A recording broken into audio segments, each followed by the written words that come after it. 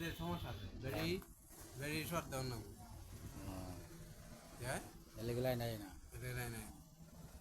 এটা কি করা ব্যাটারি এই যে এটা তুলনা বই এই যে 12 ভোল্ট চার্জার এই যে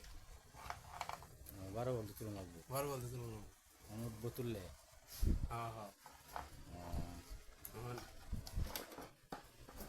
এটা ঠিক হইব বুঝছেন 12 ভোল্ট তুলনা লাগবো আমি কাটতে লাই ভিডিও কাটতে লাই